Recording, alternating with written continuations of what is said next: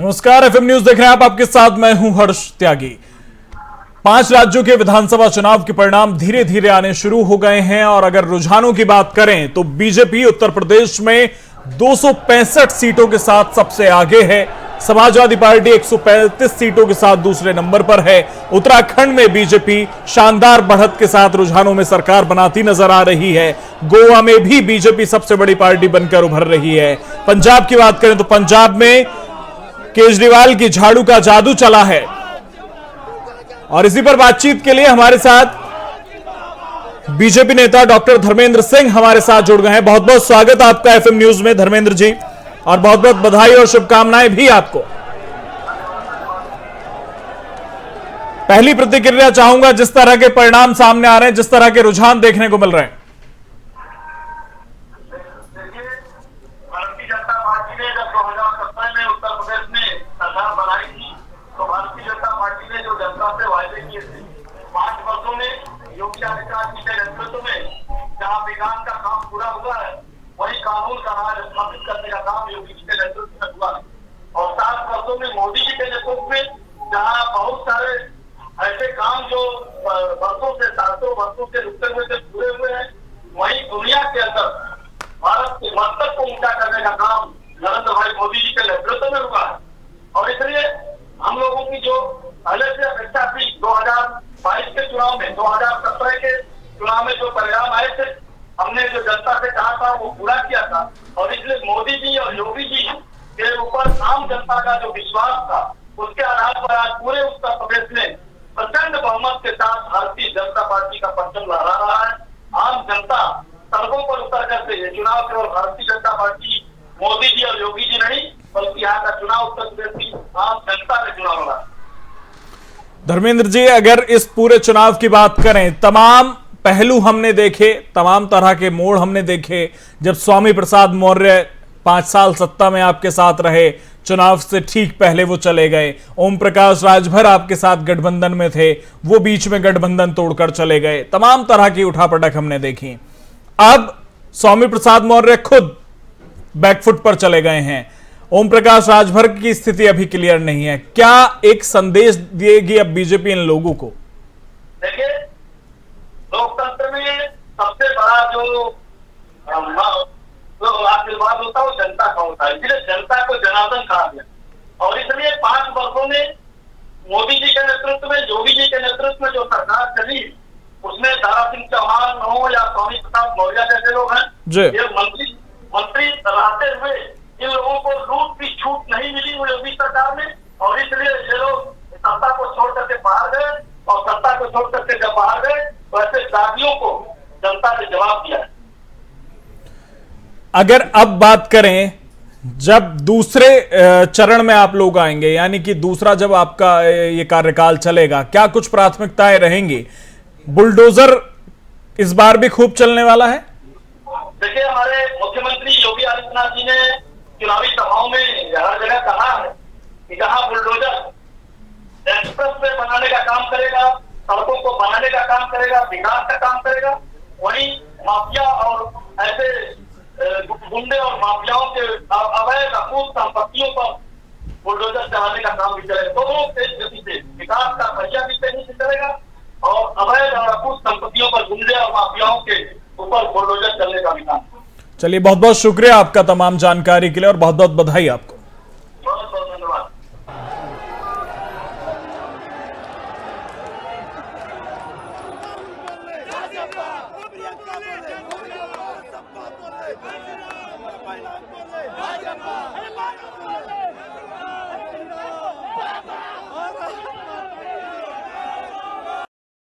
और सीधे लिए चलते हैं आपको आम आदमी पार्टी के मुख्यालय, जहां पर दिल्ली के सीएम अरविंद केजरीवाल पंजाब के परिणामों के बाद जनता को संबोधित कर रहे हैं। सबको पूरा करना है। तो एक तो ये कि हमारे जितने कार्यकर्ता हैं, मैं बार बार कहता हूं, हमें घमंड नहीं करना, हमें अहंकार नहीं करना, हमें बदतमीजी नहीं करनी। ये लोग हमें गालियां देंगे।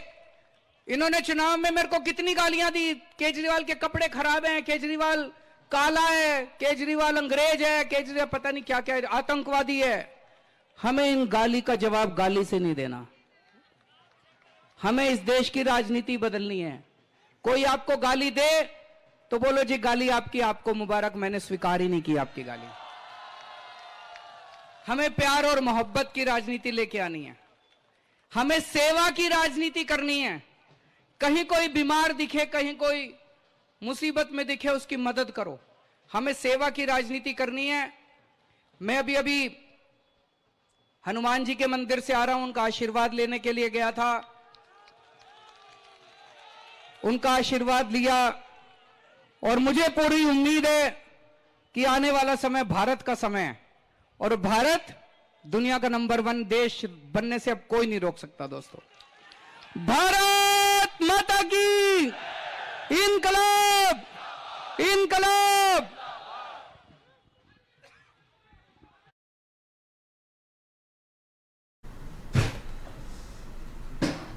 तो अरविंद केजरीवाल को आपने सुना। अरविंद केजरीवाल कह रहे हैं कि आने वाला जो समय है वो नए भारत का समय है और उसके लिए हम सबको मिलकर काम करना है। आपको बता दें कि पंजाब में जिस तरह के रुझान सामने आए हैं, आम आदमी पार्टी की आंधी में अच्छे अच्छे दिग्गज उड़ गए, चाहे कैप्टन अमरिंदर सिंह हो, चाहे मजीठिया हो, चाहे नवजोत सिंह सिद्धू हो, चाहे खुद मौजूदा सीएम चन्नी हो, तमाम दिग्गज आम आदमी पार्टी की आंधी में उड़ गए। उत्तर प्रदेश की बात करें तो उत्तर प्रदेश के जश्न की तस्वीरें हम आपको दिखा रहे हैं, जहां पर जश्न में डूबे लोग नजर आ रहे हैं। और प्रधानमंत्री नरेंद्र मोदी ने एक बार अपने भाषण में कहा था कि इस बार उत्तर प्रदेश में 2 होली मनाई जाएंगे, एक 10 मार्च को और एक उसके बाद। तो आज वो तस्वीरें हम आपको दिखा रहे हैं, उस 10 मार्च की होली की वो तस्वीरें। पूरे उत्तर प्रदेश में भगवा गुलाल छाया हुआ और जश्न में डूबे लोगों को आप देख सकते हैं।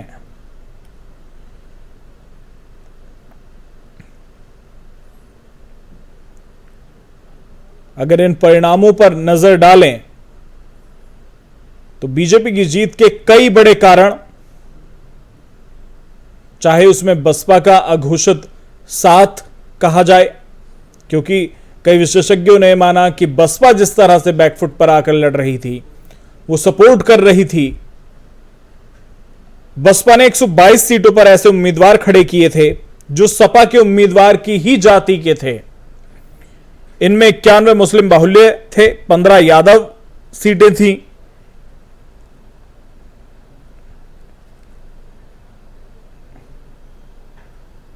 और अगर इस पूरे परिणाम पर नजर डालें, जिस तरह से जाति में बांटने की कोशिश इस चुनाव में रही कि जाति पर आकर चुनाव हो जाए, लेकिन ये जो रुझान आ रहे हैं वो साफ कर रहे हैं कि इस बार भी लोग जातियों में नहीं बटे। खुद को मुस्लिम सरपरस्त पार्टी की छवि से समाजवादी पार्टी खुद को बाहर नहीं निकाल पाई। तमाम ये वजह रही और जो रुझान है वो सामने है। बीजेपी गठबंधन के साथ 263 सीटों पर, सपा 135 सीटों पर, बसपा 1 सीट पर आगे है, कांग्रेस 2 सीटों पर आगे है। उत्तराखंड की बात करें तो उत्तराखंड में 48 सीटों पर बीजेपी, कांग्रेस 18 सीटों पर। उत्तराखंड की राजनीति को अगर देखें तो उत्तराखंड की राजनीति में एक बड़ा इतिहास रचा जा रहा है, क्योंकि उत्तराखंड में हमेशा से यह ट्रेंड रहा है कि एक बार बीजेपी एक बार सपा, हर 5 साल में वहां की जनता सरकार बदल देती थी। लेकिन इस बार ऐसा हुआ नहीं। जो बड़ी उम्मीद कांग्रेस लगाए बैठी थी वो उम्मीद धराशायी हो गई और धराशायी हो गए उनके दिग्गज नेता। हरीश रावत खुद चुनाव हार गए हैं।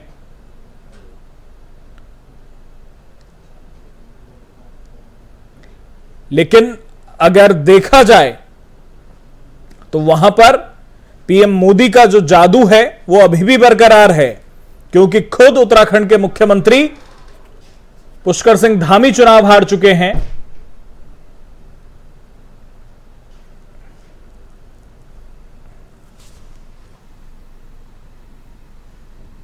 हालांकि अभी भी समाजवादी पार्टी आश्वस्त है। समाजवादी पार्टी का यह कहना है कि कई सीटें, 100 के करीब सीटें ऐसी हैं जहां पर बहुत बड़ा अंतर नहीं है हार और जीत में।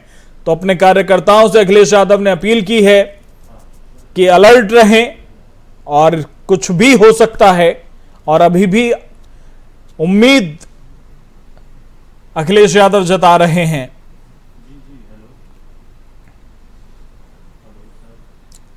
लेकिन पंजाब में जो आम आदमी पार्टी की आंधी चली, उसमें बड़े बड़े दिग्गज हार गए। खुद सीएम चरणजीत सिंह चन्नी दोनों सीटें हार गए। नवजोत सिंह सिद्धू,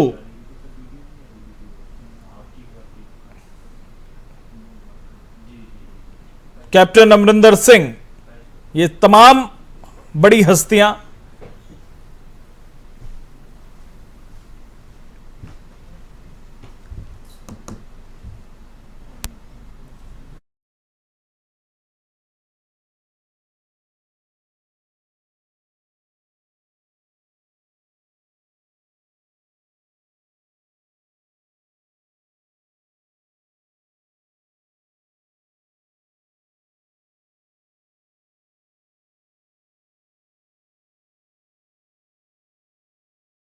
और हमारे साथ चुनाव आयोग के पूर्व अधिकारी मोहम्मद अमीन साहब हमारे साथ जुड़ गए हैं। बहुत बहुत स्वागत आपका एफएम न्यूज में। आवाज मिल पा रही है अमीन साहब? जिस तरह के परिणाम देखने को मिल रहे हैं उत्तर प्रदेश की ही अगर हम बात कर लें, तो मैं आपकी पहली प्रतिक्रिया चाहूंगा, क्योंकि अखिलेश यादव ने यह कहा था कि लोकतंत्र की यह लड़ाई है और लोकतंत्र की लड़ाई में अगर जरूरत पड़ी तो हम कोर्ट भी जाएंगे। देखिए, ऐसा है कि अखिलेश जी का कल भी मैं देख रहा था और बनारस की बातें उन्होंने की। मैं दूसरे चैनल पे भी, नेशनल चैनल पे बोल रहा था कल। मैंने उनको ये बताया था कि इलेक्शन कमीशन वही इलेक्शन कमीशन है जो 2007 में बीएसपी आई थी पार्टी पावर में, वही इलेक्शन कमीशन है जब 2012 में आप आए थे, और अब वही इलेक्शन कमीशन था जब बीजेपी पार्टी आई है। इससे पहले जो 5 स्टेट के इलेक्शन हुए थे उनमें आपने देखा था कि ममता बनर्जी ने कितना शोर मचाया था बंगाल में, और इससे तो नहीं मचाया था कि इलेक्शन कमीशन जो है माननीय प्रधानमंत्री जी के और होम मिनिस्टर के अंडर में काम करता है। इस तरह की बातें करने से कोई फायदा नहीं हुआ। और जब वो जीत गई इलेक्शन, उसके बाद देखिए 10 साल पहले भी रही है वो मुख्यमंत्री, और ये इलेक्शन भी जीत गई। जीतने के बाद आपने देखा होगा कि फिर कोई प्रक्रिया नहीं आई, ना इलेक्शन कमीशन बेईमान था, न किसी तरह की बात थी। आज भी आप स्थिति अपनी देख लीजिए कि ये लोग हारे हैं, इनका अपना काम है, इनकी अपनी बातें हैं, इनके अपने वादे हैं, और जो सरकारों ने काम किया उनको इसी तरह मिलेगा। इसमें इलेक्शन कमीशन का कोई लेना देना नहीं होता। सीधे जनता इसको चाहती है, वो बटन दबाती है। अब इलेक्शन कमीशन इन लोगों के लिए तो बटन नहीं दबाने जाएगा। अब तो इनको अपना देखना हिसाब किताब, ये भी चीफ मिनिस्टर रहे और इन्होंने भी शायद बेईमानी से जीते होंगे। इस तरह की बातें शोभा नहीं देती है। तो एक बार मुख्यमंत्री रह चुका हो, सांसद रहा हो, इनके फादर भी चीफ मिनिस्टर थे, इनको तो कहने को कुछ भी मजा आता है, कुछ भी कहेंगे। संविधान की बात है, कोर्ट जाए, कहीं कचहरी जाए, कहीं भी हमारे यहाँ फुल प्रूफ है। इसीलिए आपने देखा होगा 50,000 हमारे चुनाव अधिकारी लगे थे वो अकाउंटिंग में, और स्पेशल ऑब्जर्वर बना के उत्तर प्रदेश से ये 2 स्टेट थे, बिहार का स्टेट का सीईओ हमारे और दिल्ली स्टेट के सीईओ मेरठ और बनारस भेजे गए थे। 3 सीटें वो देखते हुए इलेक्शन कमीशन ने 6,000 से ऊपर सीनियर ऑब्जर्वर भेजे हुए थे, जो कि चुनाव को देख रहे थे, सुपरवाइज कर रहे थे। और बोलना तो स्टेट के कई एम्प्लॉई हैं, ना स्टेट में उन्होंने कभी नौकरी की है, और वो लोग किसी के दबाव में काम नहीं करते। उनकी सीटें जो उत्तरदायित्व है वो इलेक्शन कमीशन के अधीन होते हैं, और इलेक्शन कमीशन बिल्कुल साफ सुथरा और क्लियर इलेक्शन कराता है।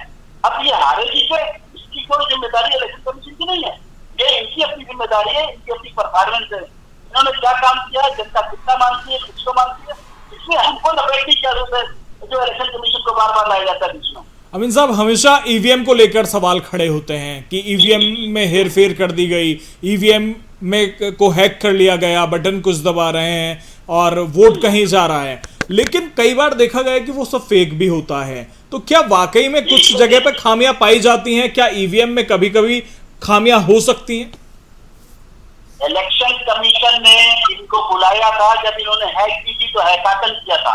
स्पेशली नोटिफिकेशन किया था, सारी पार्टी को बुलाया था और उसने आपकी पार्टी का जो लीडर था वो इलेक्शन कमीशन के ऊपर इल्जाम लगा रहा था और उसको जब बुलाया गया सारी पार्टियों को उस देश पे, तो सिर्फ कम्युनिस्ट पार्टी ऑफ इंडिया का प्रतिनिधित्व आया और इलेक्शन कमीशन के सामने हैकाथन में कोई नहीं आया। तो सब कहाँ चले गए? आपको मैं बता दूं, ये जो ईवीएम होती है, जब ईवीएम की सफाई हो रही होती है इलेक्शन के बाद, उस टाइम के बाद, तो इन सारी पार्टियों के एजेंटों को बुलाया जाता है कलेक्टर के द्वारा, ये लोग कोई नहीं आते। इसके बाद जो हमारी जो ईवीएम है, ईवीएम जब साइड से कैलकुलेटर का काम करती है, तो जिसमें जितना आप फीड करेंगे उतना निकलेगा। इट इज बैटरी ऑपरेटेड और इसको माननीय उच्च न्यायालय ने, हाईकोर्ट ने सभी ने सर्टिफाई किया हुआ है। क्या आपको ये पता होना चाहिए, जब पार्लियामेंट का चुनाव होता है या असेंबली का होता है तो चीफ जस्टिस भी वोट डालने जाते हैं, राष्ट्रपति भी वोट डालते हैं, उपराष्ट्रपति भी डालते हैं और न्यायाधीश भी डालते हैं। क्या उन लोगों को पता नहीं है? वो सब समझदार लोग हैं।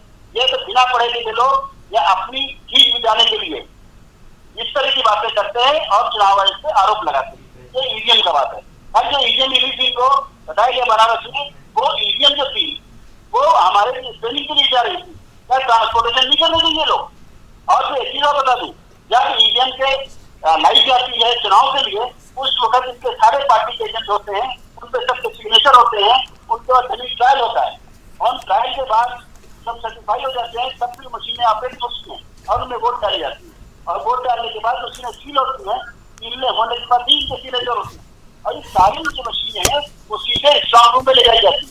स्ट्रांग रूम में ले जाकर वहां भी ताला लगाया जाता है, उसको दिखाया जाता है और उसके सिग्नेचर होते हैं और सारी प्रक्रिया को वीडियोग्राफिंग होती है। आजकल डिजिटल माना है। आप कहाँ पे मशीनें बदल गई, हमारे समझ से बात पड़े हैं। और अगर मशीन खराब भी होती है तो रिप्लेसमेंट है, ठीक नहीं होती, टाइम नहीं ठीक होने का।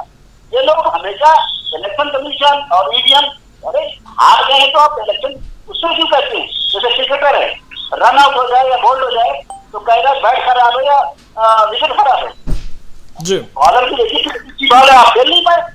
ये जनता ने जैसी बॉलिंग की है, रिजल्ट आपके सामने, ठीक है, इलेक्शन कमीशन करता है, जिम्मेदारी डालते हैं आपको। ठीक है, हमारे साथ वरिष्ठ पत्रकार प्रेम कुमार जी भी जुड़ गए हैं जी। इसके लिए आपने देखा होगा कि हमारे पत्रकार जगह जगह पर खड़े होते हैं और इलेक्शन कमीशन हर साल 25 जनवरी को जब इलेक्शन डे मनाता है उस वक्त पत्रकारों को भी प्रस्ताव किया जाता है इलेक्शन कमीशन की तरफ से, उन्होंने अच्छी परफॉर्मेंस दिया, हमारा कोऑर्डिनेशन किया और इलेक्शन कमीशन ने इतने अधिकार दिए हुए हैं हमारे पत्रकारों को, सम्मानित पत्रकारों को, कि कोई कुछ वीडियो हो और स्किल हो सब पे और रिपोर्टिंग पे भी सीधे उनके ऊपर कार्रवाई की जाती है पार्टियों के ऊपर, अगर वो लाते हैं देते हैं इलेक्शन कमीशन को। ठीक है, आप बने रहिए हमारे साथ वरिष्ठ पत्रकार प्रेम कुमार जी जुड़ गए। बहुत बहुत स्वागत है आपका एफएम न्यूज में प्रेम कुमार जी। शुक्रिया। जिस तरह के परिणाम सामने आ रहे हैं, रुझान जो आ रहे हैं, एकदम चौंकाने वाले तो नहीं कह सकते क्योंकि ये माना जा रहा था, लेकिन सपा के लिए ये जरूर चौंकाने वाले हैं क्योंकि सपा को बहुत बड़ी उम्मीद थी इस बार। उम्मीद निश्चित रूप से टूटी है, लेकिन ये चुनाव परिणाम कई मायनों में महत्वपूर्ण है। हालांकि हर चुनाव परिणाम के साथ कुछ न कुछ महत्व जो जुड़ता है। देखिए, इस चुनाव में केशव प्रसाद मौर्य जी हार की ओर बढ़ते दिख रहे हैं, स्वामी प्रसाद मौर्य हार जाते हैं, ये सब चीजें। इसके अलावा उत्तर प्रदेश से बाहर भी देख लीजिए, पंजाब में चरणजीत सिंह चन्नी दोनों सीट हारते हैं, सिद्धू हारते हैं, आपको उत्तराखंड में हरीश रावत हारते हैं, पुष्कर धाम पीछे चलते हैं, पंजाब में प्रकाश सिंह बादल का पूरा परिवार चुनाव में हार जाता है।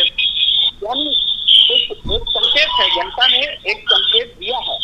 तो कौन सी बातें जनता को पसंद नहीं है वो एक दिया है। दूसरी बात है कि समाजवादी पार्टी का परफॉर्मेंस ऐसे देखा जाए तो पहले से बहुत बेहतर हुआ और हम ये कहेंगे इस चुनाव में 2 किस्म के मुद्दे चले।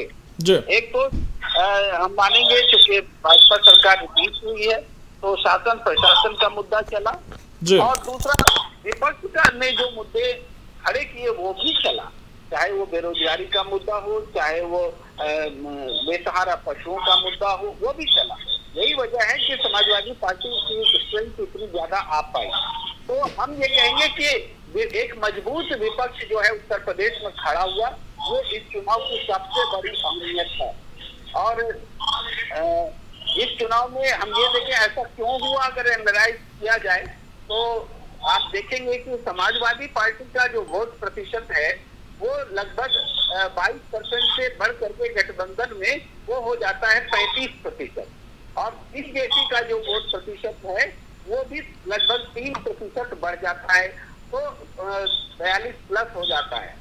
तो ये बीच में जो गैप है 35 और 42+ में 7% से ज्यादा का गैप, तो ये गैप को आप देखिए तो समझ में आएगा कि बीएसपी ने जिसका कि 23% का था स्ट्रेंथ था, वो घट करके 13 से भी कम, 12 से ज्यादा 13 से कम हो गया। तो ये जो 10% का गैप बीएसपी का हुआ घटा, ये 10% में आप बोलिए कि सारा खेल हो गया। जो भी उत्तर प्रदेश का चुनाव हुआ, न सपा को नुकसान हुआ और न बीजेपी को नुकसान, सीटों के टर्म में जरूर हुआ। वोट तो बीजेपी के बढ़े पहले से, तो बीजेपी के वोट बढ़े और सपा के भी वोट बढ़े, और ये सारा नुकसान बीएसपी का हुआ। कांग्रेस और बीएसपी दोनों का सफाया हो गया। कांग्रेस का अगर 6.25% वोट था तो इस बार 3.25% रह गया। तो इस तरीके से कांग्रेस और बीएसपी यानी दो ध्रुवीय राजनीति की शुरुआत हो रही है। ये कहे शुरुआती बोलना पड़ेगा क्योंकि पता नहीं आगे हम नहीं जानते कोई तीसरा दल उभरता है कि नहीं उभरता है, लेकिन ये दो ध्रुवीय राजनीति जो है स्ट्रांग हुई है, इसमें कांग्रेस और बीएसपी का सफाया हुआ है। इसी कारण से दोनों ध्रुव को फायदा हुआ है वोटों के टर्म्स में और सीटों के टर्म्स में। तो क्या ये मान लिया जाए कि जो मायावती का दलित वोट था वो इस बार बीजेपी के पाले में है? देखिए एग्जैक्टली कुछ भी नहीं होता है, लेकिन यही 10% वोट तो बटा इधर या उधर। समाजवादी पार्टी ने भी कुछ अपने वोट जोड़े, चाहे जातिगत आधार पर जोड़ लिए या फिर बेरोजगारी के हिसाब से युवाओं को जोड़ लिए, या कुछ नेगेटिव वोट सरकार के समाजवादी पार्टी ने जोड़े। लेकिन बीएसपी का वोट बैंक जो है निश्चित रूप से ज्यादा हिस्सा बीजेपी के पास गया है और बीजेपी अपनी सरकार इसीलिए बचाने में कामयाब रही है। ठीक है, अमीन साहब हमारे साथ बने हुए हैं। अमीन साहब, जो परिणाम आ रहे हैं उत्तर प्रदेश के, इन पर आपकी भी मैं प्रतिक्रिया चाहूंगा। देखिए ऐसा है कि साहब आपके चैनल की बात कर रहे हैं, कह रहे थे 2 दिन से हमें किसानों को छुट्टी देनी चाहिए और ईवीएम में बेईमानी हो जाएगी। फिर मैंने उनको समझाया, मैंने कहा जिला परिषद के चुनाव और इसके विधानसभा के चुनाव में फर्क होता है। ये चुनाव वही पर रहता है, वो लोकल अधिकारी करता है, लेकिन कोई मानने को तैयार नहीं है। आप देखिएगा कल भी ये बातें समाजवादी के राष्ट्रीय अध्यक्ष ने की, उन्होंने छोड़ा नहीं है, उन्होंने मीडिया को भी लपेटा है। मीडिया ने जो उस पर उन्होंने उंगली उठाई है और इलेक्शन कमीशन को तो उनको उठाना ही उठाना है, क्योंकि उन्हें हारना था। हम लोगों को तो पता नहीं कि हारेंगे जीतेंगे, लेकिन उस तरह की बातें यही लगती है एक संवैधानिक संस्था को हर बार ये उम्मीद करते हैं और उस तरह उठाएं और कहें और बुरा कहें, तो अच्छा नहीं लगता है। और ये लोग परंपरा में मतलब राजनीति में इनको हर समय इलेक्शन कमीशन आना देता है, बुलाता है और इनको को बुलाता है हर दल को, और बुला के उनसे परामर्श करने के बाद ही कोई भी आदेश जारी किए जाते हैं। इस तरह से मुझे अच्छा नहीं लगता है सीनियर लीडर्स को या जो सीनियर पोस्टों पर रह चुके हों इस तरह की बातें करें। कल तो मीडिया को नहीं छोड़ा उन्होंने, अब मैं क्या बताऊँ, तो सबको मालूम है उन्होंने इस पर कोई उंगली उठा दी। ये जो पोल है मिला हुआ है और खरीदा हुआ है, पता नहीं क्या क्या किया, एजेंसी को खरीद लिया है। अब देखिए ना जनता ने क्या किया, ये जो वोट जो जनता ने डाले थे वो इलेक्शन कमीशन ने निकाल के आगे रख दिए और डिक्लेयर करके सबको दे दिया, तो जीत गया। उसमें इनके भी लोग हैं उनके भी लोग हैं। अभी जो हमारे भाई साहब कह रहे थे कि वो कांग्रेस का वोट खत्म हो गया, उसमें इलेक्शन कमीशन में क्या दोष है? मायावती का वोट चला गया, इसमें क्या दोष है? आपकी पार्टी नहीं है, इसमें क्या दोष है इलेक्शन कमीशन का? देखिए जो जैसा आएगा रिजल्ट वैसा उसके सामने रख दिया जाएगा। ठीक है, ठीक है, बहुत बहुत शुक्रिया अमीन साहब, बहुत बहुत शुक्रिया आपका।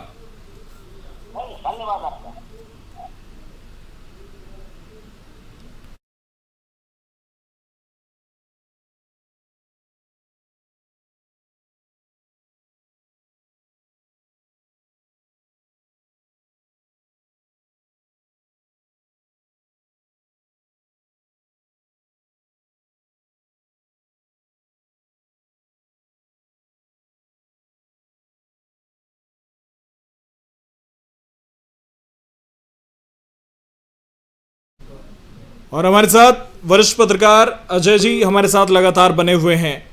अगर अजय जी इस पूरे चुनाव पर हम नजर डालें, स्वामी प्रसाद मौर्य को हम देखें, ओम प्रकाश राजभर को हम देखें, संपर्क हमारा टूट चुका है, दोबारा से हम संपर्क करेंगे।